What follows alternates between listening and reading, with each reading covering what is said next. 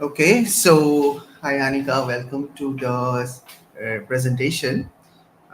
So I understand that you will be talking about the Lebesgue number lemma, um, which is to give some context to the other people who are viewing this.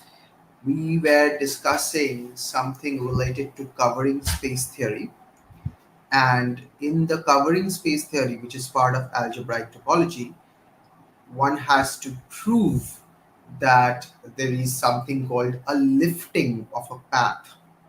Now, when you in certain kind of spaces, so when you try to prove that, you have to use this very fundamental result from real analysis, which is known as the Lebesgue number lemma. And it's very beautiful in the sense that it sort of brings together many ideas from point set topology, real analysis, and stuff like that.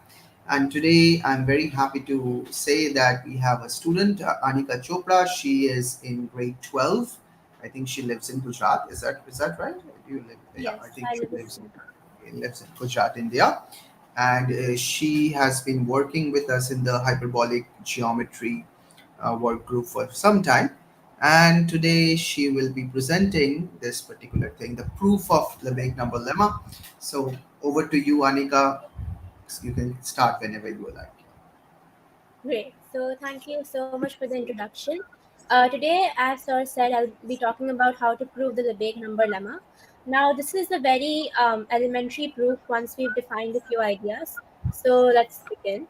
So the Lebesgue number lemma was discovered by Henry Lebesgue somewhere around the late 19th century, and it's very useful in the study of compact metric spaces. One application of the lemma is that it's used to prove a very another very fundamental result when it comes to compactness. So it's used to prove that a sequentially compact metric space is also covering compact.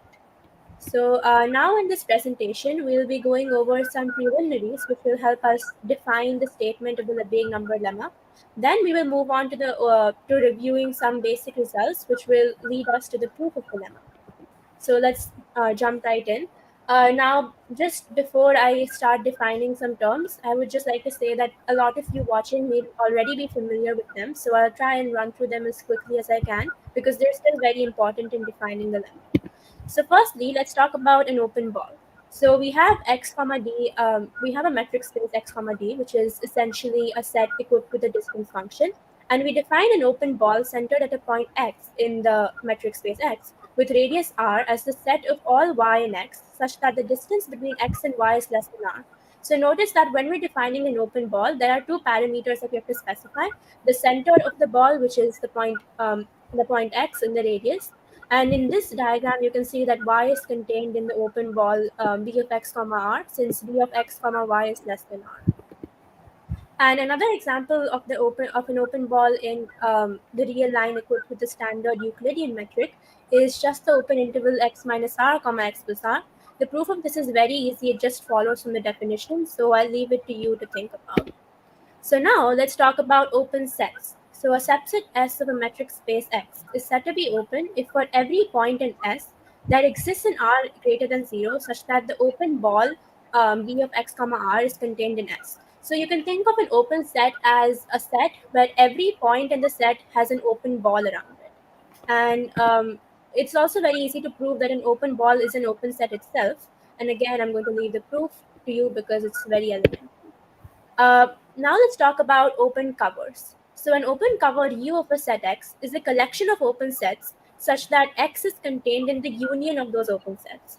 And a subcover of an open cover is just a subset of this collection of open sets U, such that this sub-collection also covers X. And I'm going to show a diagram in the next slide, which will hopefully make this a bit more clear for those unfamiliar with these terms.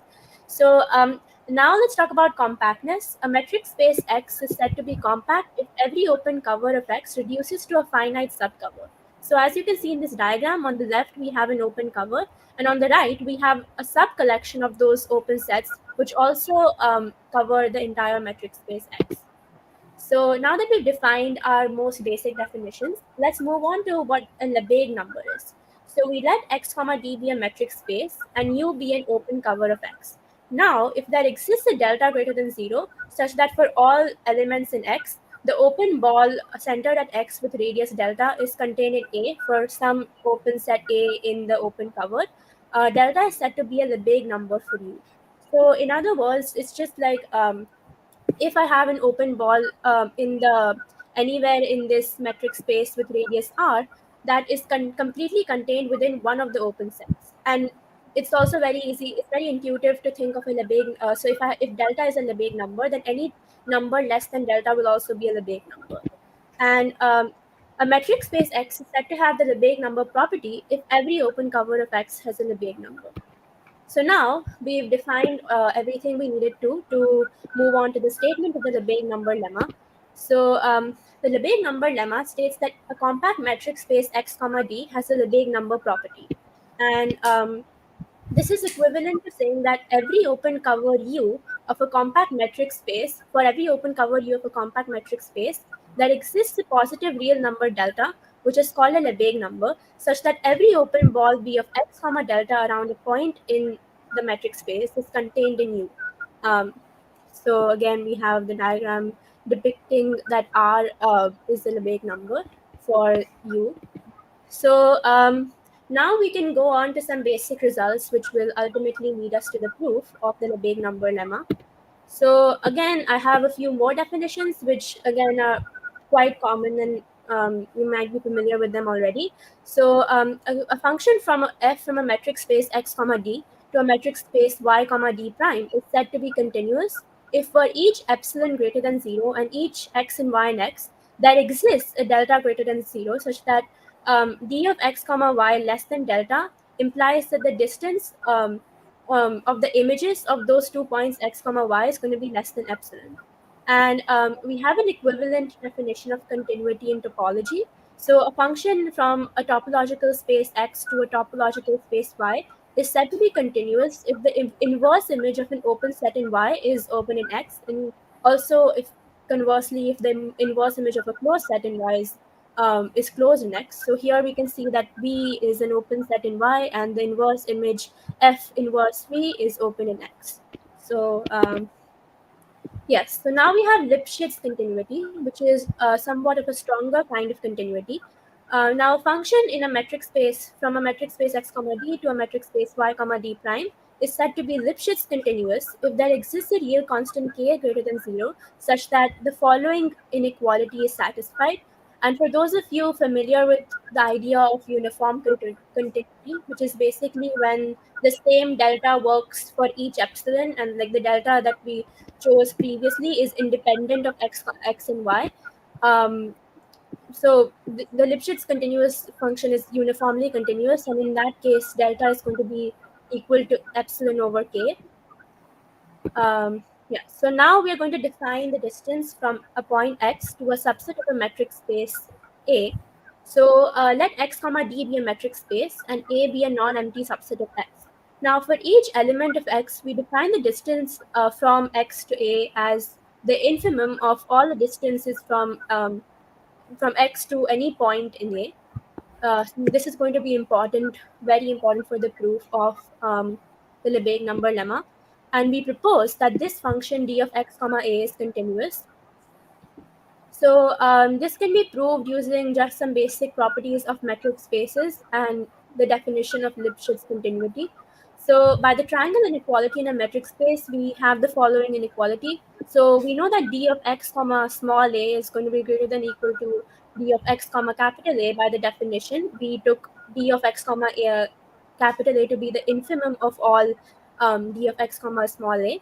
And by the triangle inequality for metric spaces, that d of x comma a in turn is going to be less than or equal to d of x comma y plus d of y comma a. And thus we can make a few rearrangements and obtain that d of x comma a minus d of x comma y is less than d of y comma a. And again, we rearrange to obtain the last inequality. And notice that this establishes what we intended to prove, because this is just the Lipschitz, the expression for Lipschitz continuity with k equals 1. So I don't think that is visible on the screen, but I hope that's clear. So now we're going to move on to the proof. We have all the ingredients we need, and we just have to put them together. So let's set up the proof first. We let x comma d be a metric space, and we let u be an open cover of x. And oh, sorry, x comma d is not only a metric space; it's a compact metric space, and u is an open cover of x. Now, since X is compact, there exists a finite collection, A1 through AN, subcollection of U that also covers X, because in a compact metric space, every open cover of the space reduces to a finite subcover, and hence we have the second point. Now we define Ci to be the complement of all Ai, and we define a function going from X to close 0 comma infinity as follows. And now we're going to make a few observations about f. So the first observation is that since the function d of x comma capital A is continuous for a fixed a, and f is just the sum of d of x comma capital Ci, it is a finite sum of continuous functions and therefore is continuous. So now we're going to use something called the extreme value theorem, which states that a continuous real valued function on a compact metric space takes on a maximum and a minimum value. So this theorem guarantees the existence of a delta such that for all elements in X, we have that f of x is greater than or equal to delta. And now we're going to examine some properties of delta. The first being that delta is always greater than 0. And notice that since delta is just the minimum value that f of x can take, it suffices to show that f of x is greater than 0 for all x in x. And how will we show this? First, we'll choose an I such that for any x belonging to the metric space X, X is contained in AI. Now, since AI is an open set, there exists an epsilon greater than 0 such that the open ball centered at X with radius epsilon is completely contained within an AI. And notice that this is also equivalent to saying that d of x comma ci is greater than epsilon, since ci is the complement of ai. And from that, we have that f of x is greater than or equal to 1 over n times epsilon. And how do we get this? Because each d of x comma ci is going to be greater than epsilon. So that is going to the final inequality will f of x will finally be Hold greater than on. or equal. Wait. What happened here? So each of the d of x comma ci, you're saying Yes, that's greater than epsilon? What's yes. happening? Why is that? Because, so b of x comma e is contained in ai. So if we imagine the open set ai, we have the open. Sorry, we have. I won't be able to annotate on the screen, but so for the open set ai, we know that there exists an open ball with radius epsilon, such that b of x comma epsilon is contained in ai, and since everything in ai, so since So the I maximum. understand from d. So I understand that d of x comma ci, for that, let's say I is equal to 5. Okay, Yeah. so d of x comma the distance of the point x from ci or c5 is greater than epsilon. That is Yes. fine. But what about the other ones? Yes. So you're asking how does this follow from the previous, like how does the final inequality follow from the previous thing that we said? Right. So basically, so what is so we have the sum over k from 1 to n of d of x comma c of k. So we have n, like, so d of x comma c1, d of x comma c2, all the way up to d of x comma cn. So we have n such terms. So each Right. of them are individually less than epsilon. So the total sum of them is going to be Why is less that? than Why is that? is going to be um because each of them is greater than epsilon. Sorry, I made a mistake. Each of these in d of x comma ci is going to be greater than or equal to epsilon, and Why is that? we have, Why is that? Why is that true? because b of x comma epsilon is contained in ai, so the distance between x and the complement of ai will be greater than epsilon. uh, So should I are you explain? taking so what you I think what you are missing here probably is this, that this b of x comma epsilon Yes. is contained in every AI. Oh, yes. Um, It's not that uh, it's contained in one, because there are finitely many of them, right? Let's say n yes. equals 10. Let's say, suppose there are 10 of them. Okay. So A1, A2 up to A10 maybe. Yeah. So maybe you have to reduce epsilon a little bit. That's Yeah. fine. You start with one ball, it's contained in A1. You reduce it Hmm. a little bit more, it's contained in A2. Since there are finitely many of them, then you can find an epsilon such that this is contained in all of them, right? Yes. That's the so you're missing, what you're missing here in the second line is that for all I from 1 to n actually. Yes. Okay. So So we need to say that epsilon works uniformly for all AI, and that would from that it would follow that I mean, since every d of x comma ci is greater than or equal to epsilon, we the sum over all of them is going to be greater than or equal to n times epsilon, and then that's just epsilon, and we know that epsilon is greater than zero. So that proves that delta is also greater than zero.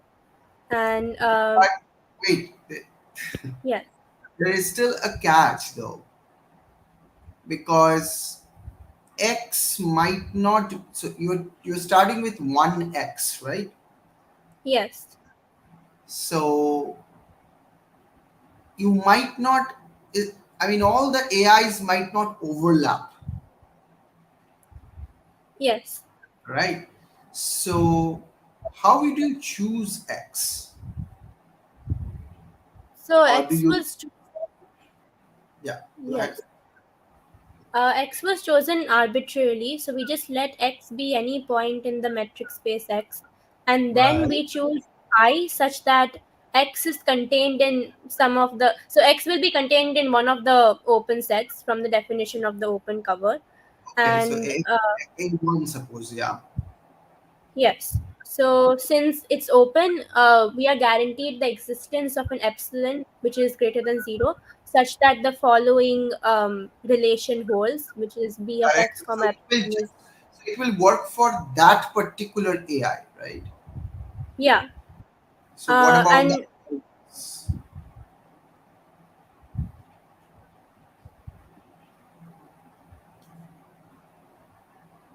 So how did you choose CI?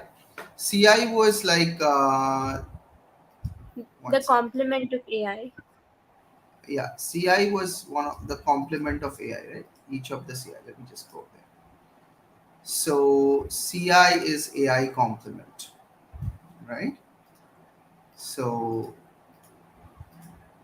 coming back to this, yeah.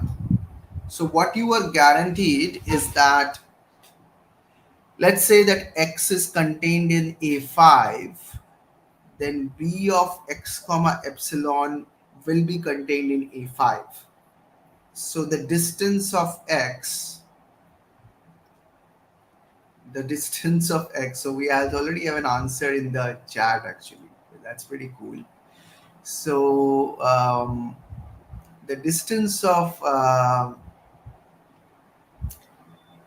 X from C5 is epsilon, or I mean more than epsilon rather. But how does it, work with the other ones? So I'll just, since we don't have enough time, so I'll just give the answer that a commenter actually gave. So the commenter gave this answer. So what he says is that choose x, x1, x2 for each AI, like there will be one xi. Mhm. So if choose one xi from each AI and then choose the max of them, do you think that would work? What do you think? Yes, so that could work for each CI, and yeah, that would solve the problem. Uh, yes, that I didn't take that into account. I should have. Okay. So Think about that. because what you would want is you would want to calculate the distance of each of those, because you're trying to find a point fx such that value of fx is greater than 0, right? Yes. That's what we're trying to find out. Okay. So you want a point x such that its distance from each of the CIs is greater than epsilon, right? Yes. But I mean, surely it's contained in some of the CIs,